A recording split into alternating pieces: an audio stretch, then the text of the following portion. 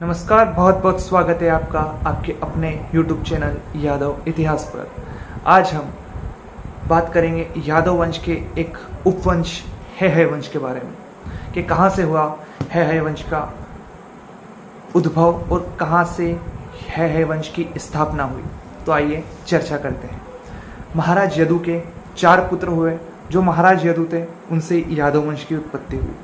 महाराज यदु के 4 पुत्र हुए जिनमें से 2 मुख्य हैं, एक सहस्त्राजित और जो दूसरे हैं वो हैं कोष्ठु। जो कोष्ठु थे उनसे यादव निकले। बाकी के जो 2 भाई थे उनसे भी यादव निकले, लेकिन जो सहस्त्राजित थे उनके जो पौत्र थे उनका नाम था है और इनसे ही है वंश की स्थापना हुई। इन्होंने ही है वंश की स्थापना की। इसके बाद है वंश का लगातार प्रचार प्रसार हुआ। बहुत से महान राजा है वंश में हुए और समूचे भारतवर्ष पर है वंश के राजाओं ने राज किया। उसके बाद काशी के दिवोदास एक राजा थे जिन्होंने है वंश के साथ कड़ा संघर्ष किया और दोनों के बीच बहुत समय तक, लगभग 100 वर्ष तक संघर्ष चला, युद्ध चला और काशी कभी है वंश की राजधानी रही तो कभी दिवाकर दास के वंश जो की राजधानी रही। है वंश में ही हितवर्य नामक एक महान राजा हुए। वीतहव्य नाम के एक राजा हुए जो कि भृगु ऋषि के शिष्य बन गए और भार्गव कहलाए। वो एक महान ब्राह्मण कहलाए। ठीक है। इस वंश में ही कीर्तिवीर्य नाम के एक राजा हुए जिसके द्वारा भृगु वंश के जो ऋषि थे उनको काफ़ी धन दौलत दी गए और उन्हें काफ़ी माला माल कर दिया गया। लेकिन उनके जो पुत्र थे कीर्तिवीर्य अर्जुन, वो भी उन्हीं के पिता की तरह बहुत ज़्यादा तपस्वी थे, बहुत ज़्यादा महान राजा थे। और बाद में हुआ ऐसा कि वो जो कीर्तिवीर्य अर्जुन थे उन्होंने पूरे के पूरे इंडिया पर, पूरे भारत पर, आज के समस्त भारत पर राज किया। लगभग 7 उप महाद्वीपों पर कीर्तिवीर्य अर्जुन ने शासन किया और वह चक्रवर्ती राजा बना। उसके बाद उसका एक दूसरा नाम भी पड़ गया। उसने बहुत किले बनवाए थे तो उसका नाम सहस्त्रबाहु भी बन गया।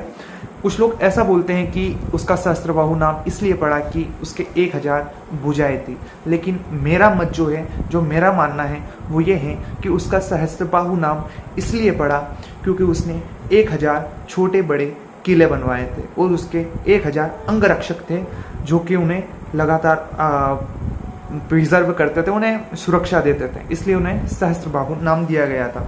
इनके बारे में एक कथा है कि इन्होंने रावण को 6 महीने अपने घर के आंगन में बांध कर रख दिया था, जिससे उनके जो है वंश के जो राजा थे कीर्तिवीर्य अर्जुन, उनके जो पुत्र थे वो रावण को धक्का देके उनसे खेल कूद किया करते थे।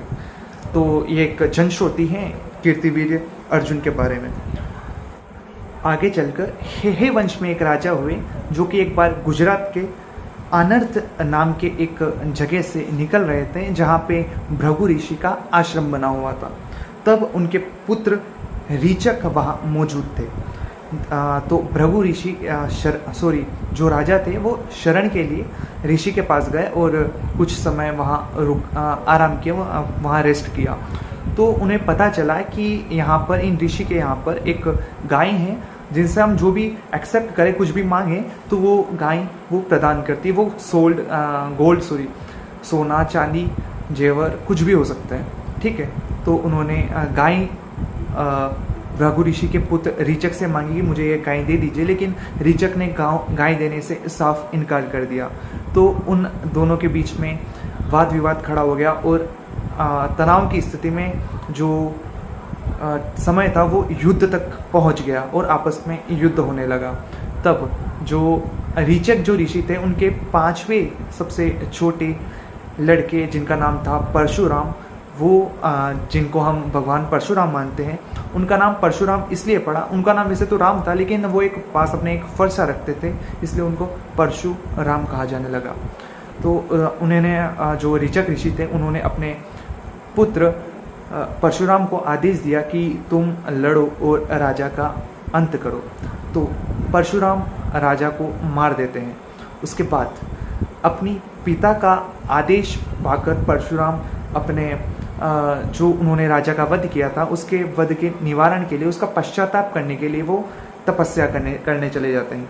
तभी जो हेहे वंश का जो राजा मरा था उसके वंश के लोग आकर रीचक जो ऋषि थे, जो कि परशुराम के पिताजी थे, उनको मार देते हैं। जब परशुराम को इस बात की खबर पड़ती है कि उन्होंने मेरे पिताजी को मार दिया है, तब वो पूरे के पूरे जो भी चंद्रवंशी हेहे वंशी जो लोग थे उनको मारने का संकल्प लेता है और केवल उनको मारने के लिए चला आता है।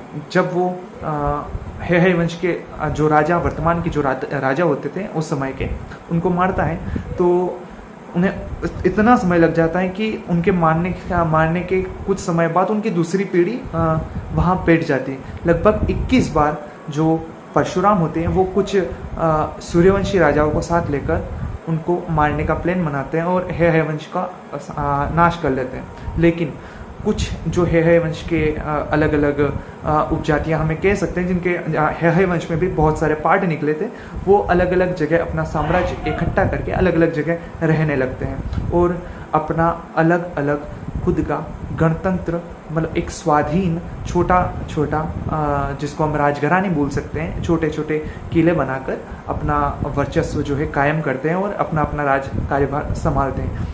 तब से जो हेहे वंश था उसके अलग अलग टुकड़े, भिन्न भिन्न टुकड़े हो जाते हैं। हेहे वंश के कुछ राजाओं ने मथुरा, काशी, अयोध्या और अयोध्या के जो सूर्यवंशी राजा हैं उनको हराकर अयोध्या पर भी राज किया है। इस प्रकार हेहे वंश में आगे चलकर बहुत सारे उपवंश भी निकले हैं और धीरे धीरे हेहे वंश का जो मुख्यतः जो हेहे वंश था उसको ख़त्म कर उनके उपवंश हेहे वंश से बने हैं। नमस्कार, फिर मैं आपके सामने हाजिर होऊंगा एक नए वीडियो के साथ कि सूर्यवंश और चंद्रवंश में आपसी जो मतभेद हैं या फिर आपसी जो रिश्ते हैं वो कैसे रहे हैं और क्या रहे हैं। और हाँ, कहना भूल गया कि आप मेरे वीडियो को अच्छे से शेयर कीजिएगा, लाइक कीजिएगा और चैनल को सब्सक्राइब कीजिएगा।